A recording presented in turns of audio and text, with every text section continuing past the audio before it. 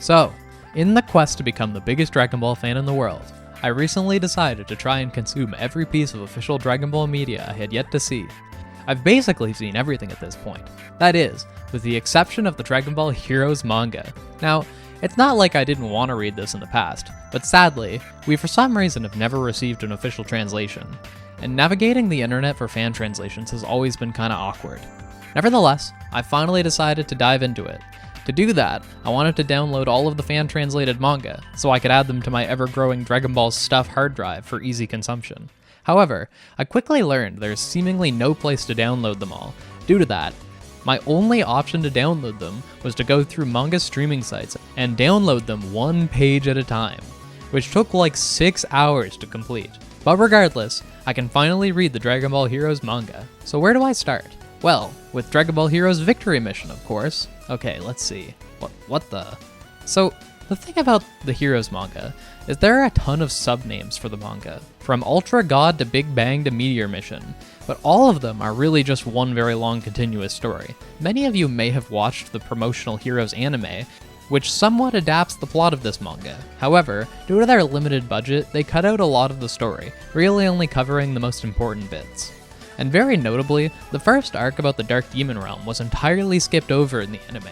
However, the thing is, throw all of that away for now, because we're not talking about the Heroes manga in this video. Because here, we're diving down the very deep rabbit hole that is Dragon Ball Heroes Victory Mission, which unlike the others, that are all part of the same extended story, Victory Mission is its own entirely self-contained story, and the primary purpose of this video will be to go over the plot of said story. It's also something worth mentioning that this manga was Toyotaro's first endeavor in working on official Dragon Ball content. You know Toyotaro, right? He's only the guy who made the infamous fan manga Dragon Ball AF, and eventually went on to become the mangaka for Dragon Ball Super itself. Well, his first dive into official content started right here, with Victory Mission. And while it started out as just a cheesy promo for the Dragon Ball Heroes game, it eventually develops into a complicated narrative where our Dragon Ball heroes fight to save the world. Now, this should be where I dive into the story of Victory Mission. However, I once again hit a snag in the road here, because the last 11 chapters of Victory Mission have never been translated into English. My conclusion? I am the only English-speaking Dragon Ball fan who cares about Victory Mission. But hopefully with this video I can change that, because I have paid a translator to finish the remaining 11 chapters, meaning this video will include never-before-seen Dragon Ball content. Now you might think those last 11 chapters are only the last third of the story. However, starting with chapter 17, Heroes started releasing 15 pages per chapter, while it was only like 6 pages per chapter before that, meaning over 50% of the story takes place in those last 11 chapters. Okay, let's finally get into the story. Wait, no. Because the scans used in these early chapters look awful. They're seemingly scans someone took from the V-Jump magazine as the chapters were originally released, but they're very low quality. Alternatively, the scans I'm using came from when V-Jump hosted the entire series on their website for free. Due to this, before we get into it, I'm going to go through and transfer the old translation onto these much higher quality scans. This will only take a few hours, and then we can dive into the store. 1 week later. That was so much work. It legitimately took like 40 hours. I had no idea what I was getting myself into. I have so much more respect for people who translate manga now. Anyways, now that I have the entire manga in the highest possible quality, I can finally go over the story of Dragon Ball Heroes Victory Mission. Also, if you'd like to actually read the manga yourself, I've uploaded all of the pages to my Patreon. Okay, I'm kidding. I'm gonna put them all up on Mangadex for free. But you know, this was a lot of work. If you wanted to download the pages, they're also up on my Patreon. Okay, time for Victory Mission. So our story starts off with the hero of our story, Beat, heading to the arcade to play Dragon Ball Heroes. Something that's worth pointing out here is I'm pretty sure originally our characters are just playing a video game at the arcade, but later on it's explicitly shown that while playing Heroes, you actually get transported into the machine and fight within the digital world. The first chapter is really just an ad to hype up the arcade game. The actual plot doesn't really kick in until Mission 2, in which Beat struggles to beat a level in the game where he has to beat Super Baby. After he's defeated, an ominous figure is revealed to be watching him from the shadows. Later at school, Beat learns from the other kids that there might be an even stronger Super Baby 2, and Beat thinks about how he can get stronger. But as he does, a girl appears delivering him a letter of challenge. As our secondary protagonist Note wants to assert her gamer dominance, we learn that Note is the 3rd place finalist of last year's Strongest Hero tournament.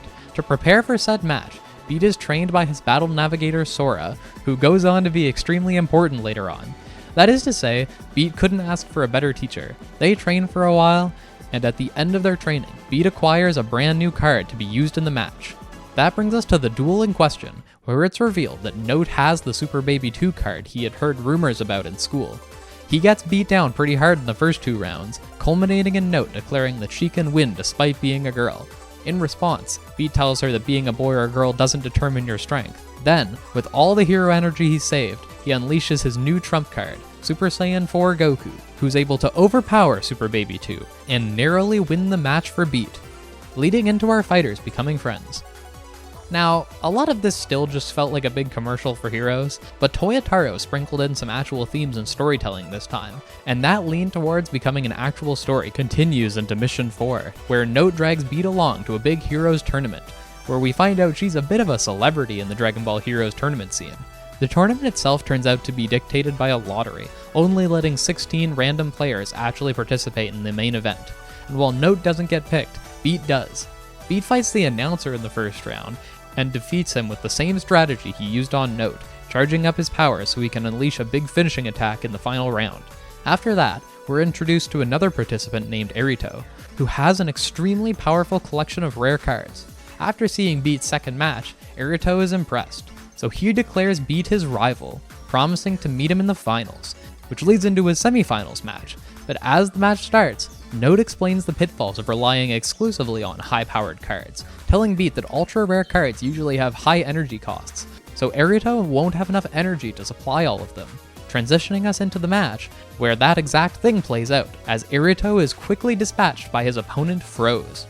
Note tells Beat he needs to change up his deck, as his current one isn't well suited to fight Froze, but Beat reveals he didn't bring any other cards, saying he believes in his allies and wants to win with his current team. While that match gets underway, Note's rival Forte appears, who Note doesn't remember. Anyways, she's here to deliver some exposition about Froze. She explains that Froze qualified for the Strongest Hero tournament last year, but for some reason couldn't go, saying he might have won if he was there. Meanwhile, during the match, Beat is getting overpowered by Froze's perfect defense. In a last-ditch effort, Beat throws out his signature final attack, but for the first time it's not good enough, as Froze had a contingency plan to avoid it, going on to win. Forte then goes on to talk about what an unfeeling machine Froze is, but Beat isn't so sure. Forte wants a run back with Note, but it gets interrupted by some goons who tossed away some common cards. Froze takes offense to that, and tells them that all cards have value and shouldn't be tossed aside. In response, they beat him up and steal his cards, announcing that he only won due to having powerful cards, but they get intercepted by Beat, who asserts Froze is strong due to his passion for the game, followed by his crew scaring the goons off. After Beat realizes where Froze's strength comes from, his parents come to pick him up, but as he leaves, Beat asserts that he'll win next time. This arc in general had an overarching theme of not relying on what is perceived as strong, with Erito's reliance on the ultra-rare to Beat's own strategy that relies on his strongest card, failing in the face of Froze, who values each and every card. It's clear that this story is getting more ambitious as it goes. Now that that's done, we head into Mission 9, where the International Tournament arc begins. Beat wants to grow stronger so he can face his rivals, so he asks Sora to train him again, but Sora tells him he's busy, so Beat will have to overcome his weaknesses on his own. Where is Sora going, do you ask? Well, the International Tournament qualifiers, of course. We're never explicitly told how, but Sora seems to be basically the top dog in terms of the Dragon Ball Heroes game, going around officiating all of the regional events. In those regional events, we meet some of our qualifiers like Cabra, Viola, and our previous year's champion, the King, Kagyu. While Beat trains with Note, we see that Erito also qualified in a separate area, explaining that he promised to fight Beat on the big stage. After him, we see the very important trio of Nemu, Nico, and Genome. We get to see a bit of Nemu's qualifying match, where we see him face the previous year's runner-up Samuri, who is no match for the powerful android strategy used by Nemu. After that, we jump forward to learn Note has already qualified, while we see the last moments of Beat's qualifying match, where we see Beat style on Beerus. Beat stronger than Beerus? The power scalers have been real quiet about my boy Beat. This feels like a good time to mention the weird timeline of this manga. It basically came out a little while after the Battle of Gods movie. Due to that, it takes place in the Awkward Heroes continuity, where Battle of Gods happened in the GT timeline. Another thing to point out, do you remember those old Heroes commercials where wacky stuff would just kinda happen? Well, most of these tournament participants actually originate from those commercials, appearing in the Heroes game itself, and were then repurposed for this manga by Toyotaro. I always wondered who they were. Funny, I'm finally learning about them over 10 years later. Anyways, back to our story. Bede qualifies, bringing us into Mission 11. On the day of the big tournament, we see Bede is lost in the crowd. Luckily, a stranger appears to help him find the contestant area. Interestingly, knowing him by face and name. Along with Bede, Forte also got lost. Once she arrives, they draw lots. While that goes on, Bede listens in while Kagyu continues to spew exposition about people as they're called, causing Bede to realize Kagyu has done research on all of his potential opponents. That realization makes Bede see how serious the competition is. During this mission, we also meet our last actually important finalist, Basaku, who declares that he'll be taking the position of king from Kagyu, while we learn that contestant Kabura has a little Majin friend, who rigs the lot for him. He's very much a Neko Majin Z reference. We actually learn this cat is Neko Majin Z's grandson later, and yes, that does have implications. The last two names to be drawn end up being Bede and Narrator, meaning they'll get to have their long-awaited match in the first round. In their fight, Narrator reveals that he's made up for his previous weaknesses, learning to use the power of friendship in battle, which, seeing as this is a shonen manga, that's a pretty big deal. As this chapter progresses, we watch the different fights play out, but while that happens, there's some mysterious undertones going on in the background. There's something weird about the android-themed trio of Nemu, Nico, and Genome. And at the end of the chapter, Sora is being mad mysterious, saying his time in this world is over, and trusting the world to Bede and teleporting away. Back in the tournament, we see Kabura fighting Viola. This part confuses me, but I think the Neko Majin is cheating for him. Meanwhile, Basaku is wailing on King Kagyu, but he can't break Kagyu's superior defense, eventually using his saved up energy to summon Beerus and take out Basaku. While we cut over to Forte getting taken out by Nico. I want to like this character because her comedy bits are pretty charming, but I don't think she ever wins an on-screen fight at any point. She is truly the Vegeta to Note's Goku. While the fights rage on, there's this mysterious silhouetted figure running around the battlefield, and at the end of the chapter, we see that they're collecting cracked Dragon Balls. The next chapter picks up in the climax of Bede and Naruto's fight, where they're both beat to exhaustion, but it's Naruto who runs out of power first, giving Bede the win.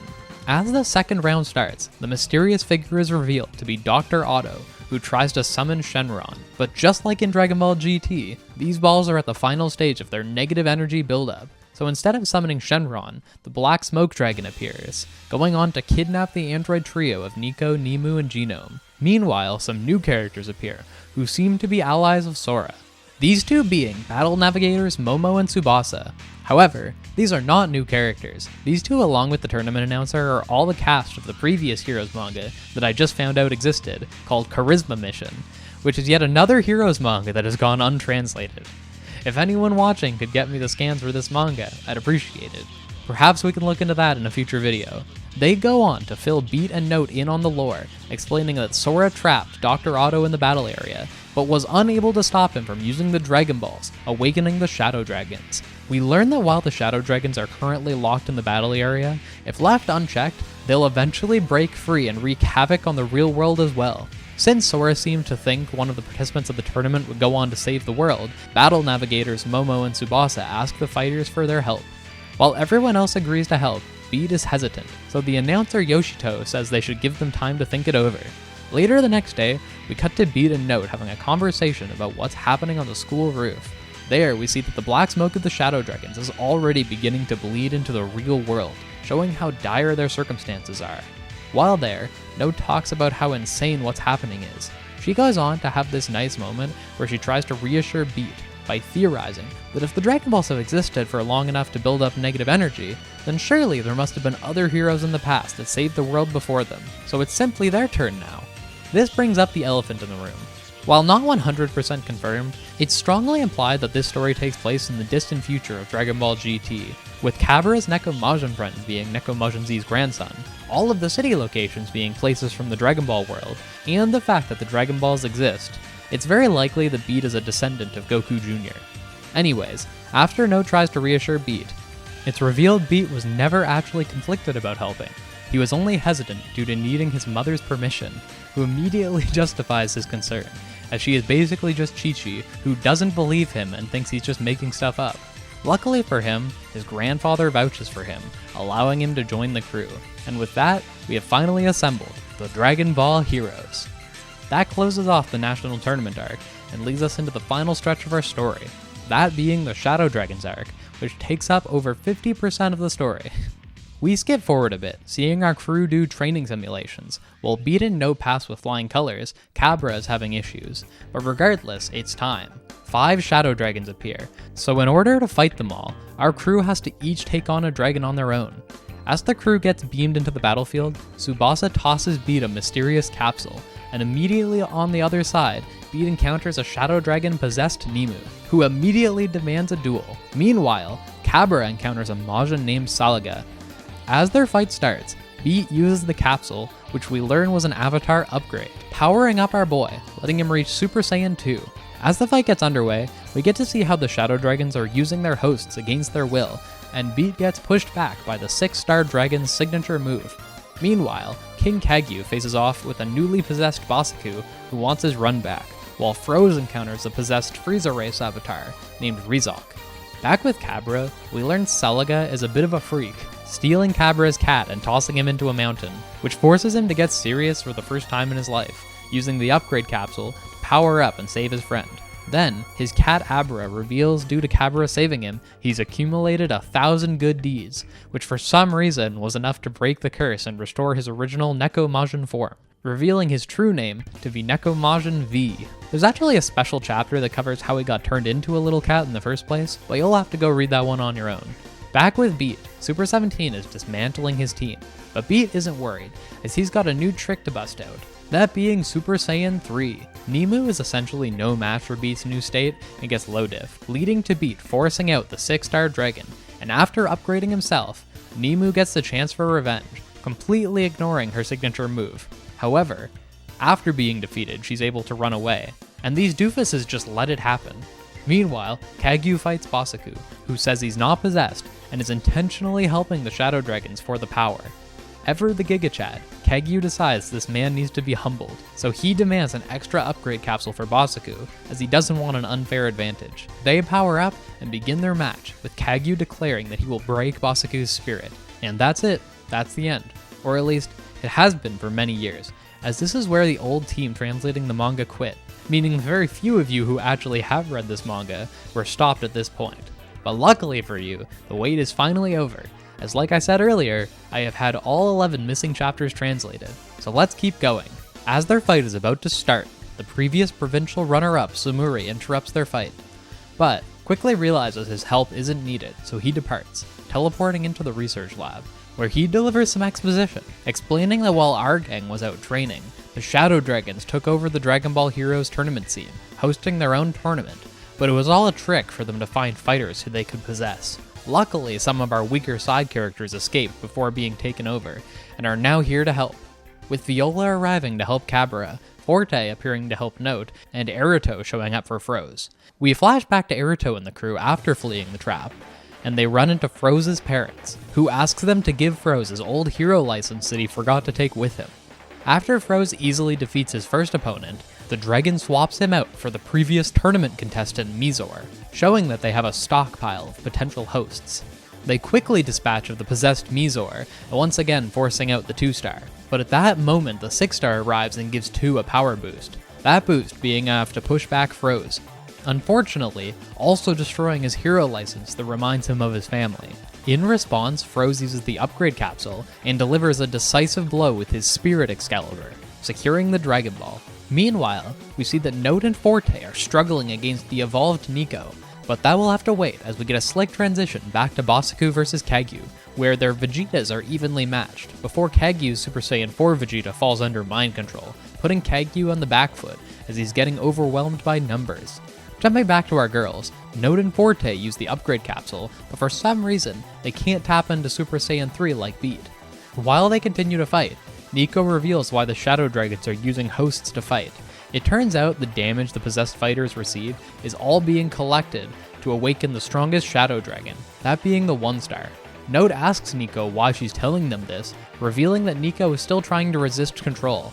As they struggle, Beat calls and says he's coming to teach them the trick to Super Saiyan 3, but Note channels her inner Saiyan and refuses help. So while Forte holds off Nico, Note tries to unlock the secret to the transformation. Back with Kagyu, Bro thinks of what his idol Piccolo would do and decides it's time to Aura Farm. Despite being on the back foot, he asks Basuku if he's going all out. He responds that he's already winning. So the king, Kagyu, just starts bodying his squad, revealing that he's been sandbagging the whole time so far, going on to say Basuku's team is weak due to having no proper bonds and regaining control of his Vegeta. That cuts back to Note, who's having no luck transforming. Beat explains to the audience that Super Saiyan 3 isn't really something he could explain in words, even if he tried. That's when we see Forte losing ground, and at that moment, Note feels a spark from her desire to protect her friend. That leads to this next scene, where both fights intersect, as Kagyu explains to Basuku that it's not having allies that makes you strong, but the desire to protect them, cutting to Note having the same realization as she finally awakens. Honestly, some great stuff from Toyotaro, tying the two fights together like this, leading to both Note and Kagyu finishing off their opponents simultaneously. After forcing the dragon out of Basuku, Kagyu faces the mighty 4-star dragon, while Note takes on the 7-star, who, just as you might expect, uses his absorption power to eat Forte. He's just such a jobber. Okay, back with Cabra, whose Neko Majin team is doing pretty well, but despite that, he's still complaining about how he wishes he wasn't there. At that moment, Salaga appears again, this time in an upgraded form, which makes Cabra want to run away, but Viola tells him he's stronger than he thinks, as his team wins their individual fights. With the support of his friends, they all jump Salaga, taking him out, revealing their real opponent, the 3-star dragon, who announces he's much stronger on his own, and quickly dispatches the Majin crew with ease. Things start to look very bad, but that's when a new figure enters the fray, accompanied by dramatic rain for impact. Oh no, whoever could this silhouetted figure be? Well, regardless, he both takes out the 3-star as well as our boy. Whoever that was, their appearance disrupts our crew's live feed of the fight, so Beat and Froze head back in to check things out. But as they go in, whatever's disrupting the feed also breaks their hero's interface, so after Beat and Froze, no one else can go in. They arrive and find a defeated Basuku and Kagyu, who reveals a third party arrived and took out everyone. Basuku says that it was after the Dragon Balls, and at that moment he arrives. That's right, it's Broly time! Who goes on to tank Froze's Spirit Excalibur, and even beats Super Saiyan 3 as no match. As Broly explodes the arena, we cut back to Note taking out the 7-star. Which, of course, his first mistake was absorbing Forte. She's literally allergic to winning a fight. But as Note acquires the Dragon Ball, it's revealed that Broly is actually just one of the final android sibling genomes summons, as Note gets off-screened by Broly as well. Beat tries to follow Broly, but it's over before he can even arrive, which makes Beat think things are hopeless. But that's when his mysterious mentor Sora returns, and while our gang regroups, Sora takes Beat off to train, going into a kind of room of spirits and time that Sora says he created, where he plans to have Beat train against weaker forms of Broly to prepare for the final battle. While that happens, we cut over to the lair of the Shadow Dragons, where we see the last 3 dragons, who quickly get attacked by Genome and Broly. Broly quickly takes out the 5-star, and while that happens, 6-star explains that he can't get the last ball until the 1-star awakens, so he agrees to help. Back in the White Room, Beat continues his training. It's here where Sora explains that normally losing a battle would result in a fighter being sent back to the real world, but due to the recent distortion, they're cut off from the outside, meaning if any of them die currently, they die for real. We jump forward a bit and see Beat execute his signature stall into Super Saiyan 4 Goku times 10 Kamehameha strategy, but Sora criticizes him for wasting the potential of his Mr. Satan card, saying he could have just won with Hercule if he used him properly, telling him not to waste the potential of his allies. Meanwhile, the crew comes to the same conclusion as Sora, that they'll die if they lose, meaning earlier when Broly took them out, Genome must have chose to spare them, but it's at that moment that Genome himself appears, revealing that he kept them all around as an audience, but for the sake of releasing the 1-star dragon, he now needs to kill them for their energy.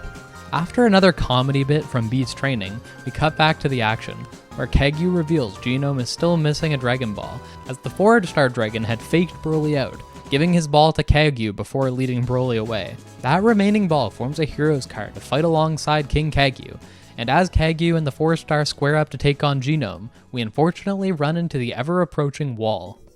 As you know, Toyotaro went on to become the mangaka for Dragon Ball Super, and we have unfortunately reached that time. As Toyo was set to adapt the main manga, he could no longer work on this one, so unfortunately, we miss out on a good chunk of open story threads here. However, before leaving, Toyo did leave us off with one more chapter that kinda just skips to the ending. That chapter opens on Beat waking up in the White Room. Seemingly, he finished his training with Sora, but fell unconscious at the end, where he's greeted by Zem, an ally of the Supreme Kai of Time, who reveals that a massive explosion of evil has completely destroyed the battle area, with the exception of the White Room, implying that everyone was killed. At that moment, Great Ape Broly, who we can assume caused said evil explosion, starts breaking into the room.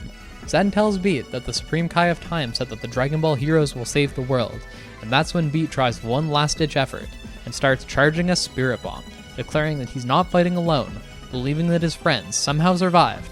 And on cue, all of our heroes rise out from the cracks in the dimension, all sharing their energy with Beat so he can deliver one final attack, with the final editor's note that the conclusion is in your hands, which is kinda his way of telling the fans to come up with their own ending, as he had to go off and work on Super.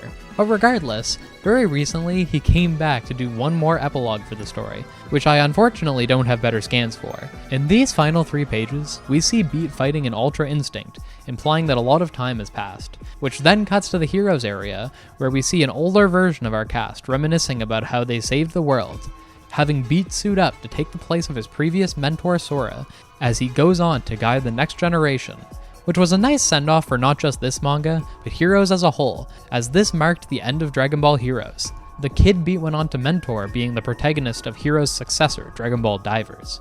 Okay, so that's the end, I guess. Kinda unsatisfying. You know what? Just like Toyotaro said, the conclusion is in our hands. So in the spirit of that, I'm gonna do an impromptu what if here, where I try and fill the blanks Toyotaro left. So when writing this what if, I'm gonna try and get as close as possible to what Toyotaro might have been planning for the characters. In the spirit of this, I'm gonna go back to the end of chapter 28 and continue the story from there, eventually leading into the events of chapter 29. My hypothetical starts in the Dragon Ball Heroes research lab, where Tsubasa and Yoshito are frantically trying to repair the interface machine. That's when Momo suggests they just go to the arcade and enter from there, so that group takes off for the arcade. Back in the action, the smoke clears, revealing Super Saiyan 4 Broly blocked the 4-star Dragon's attack.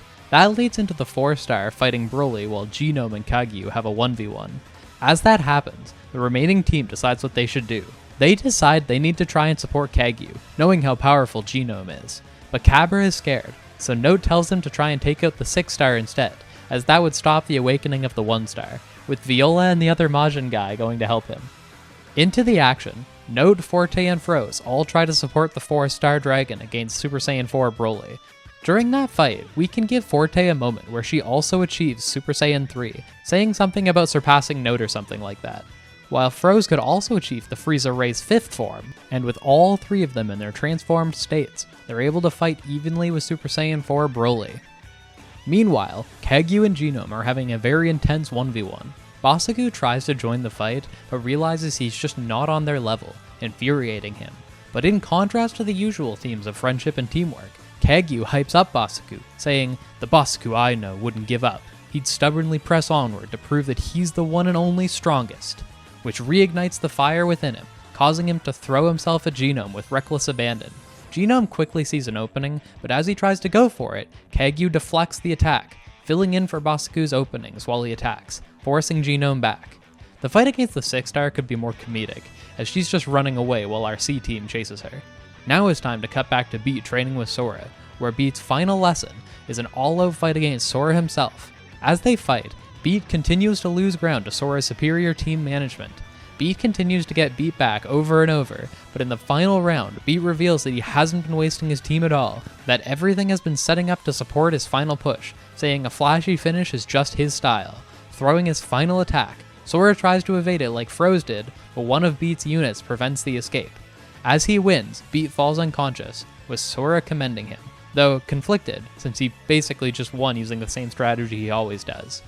Back with Note's group, they're losing ground, as their stamina is running low, but as things look bad, a familiar voice states they're just in time. It's Narrator. While he arrives there, the battle navigators could show up to cut off the 6-star dragon's escape route, ending with them throwing Viola an upgrade capsule, resulting in both Viola and Narrator upgrading at the same time, with both their groups throwing big team attacks to defeat their opponents simultaneously. While that was happening, Basaku eventually runs out of energy and faints, forcing Kagyu to take back over, but against a very fatigued Genome. Kagyu tries to tell him it's not too late to stop, and Genome starts angrily explaining his motivations, talking about how he idolizes his grandfather, and talks about how they were going to fix the world with his wish on the Dragon Balls. But that's when his siblings Nemu and Nico join in, and tell him that he's wrong, saying that that wasn't Dr. Otto's wish, which precedes Dr. Otto himself arriving, and telling Genome that he just wanted to look young again so the ladies would be interested in him. After a moment of shock and disappointment from Genome, he ends up laughing at the whole situation, going on to say, "I guess I really am the villain then," and apologizes for almost killing everyone. We get a shot of Note's group, and in contrast how bloody and beat they are, Forte says, "No problem." Things look like they're over, but that's when the orb containing the 1-star dragon cracks, and in an instant, the 4-star dragon gets impaled from behind. The 1-star explains that they must have just been a moment too late in defeating the 6-star. He absorbs the 4-star ball, then speed blitzes Viola, taking the 6-star ball as well. As everyone surrounds the 1-star, Genome summons Super Saiyan 4 Broly again, but this time for our team. Looking around, Note says that even if he's strong, he can't beat all of them working together. The 1-star surprisingly agrees with her, and at that moment Super Saiyan 4 Broly slams him into a crater. As this is happening, Tsubasa says the 1-star can't reach his full power without all of the other Dragon Balls. Then Momo asks where they are anyways, which causes Note to look shocked and yell for Genome to pull Broly back. That's when the 1-star grabs Broly and merges himself into him.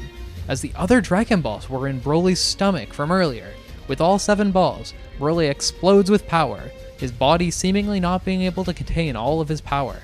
And with the added corruption, he reverts back from Super Saiyan 4 to the Golden Ape state. As his power explodes outward, our cast can't even get close, with Yoshito saying his energy is off the charts and could destroy the entire battle area. As he says that, they're enveloped in a blinding light.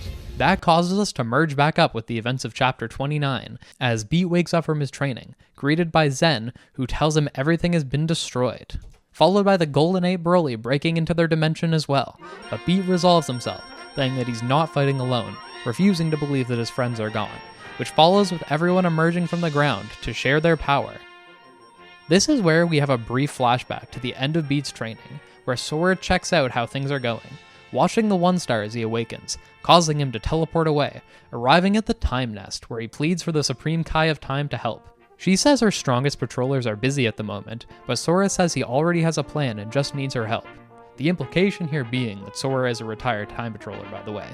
That then flashes forward to the moment that the corrupted Broly is about to destroy the world, and with the help of the Supreme Kai of Time's allies, Fen and Weil, they're able to teleport our cast away in the last second, which explains how they're able to appear at the end like this. And with all of their support, Beat's Spirit Bomb is able to take down Broly, along with the 1-star dragon within him. Alright, let me know how I did with that what if, as I don't do them often.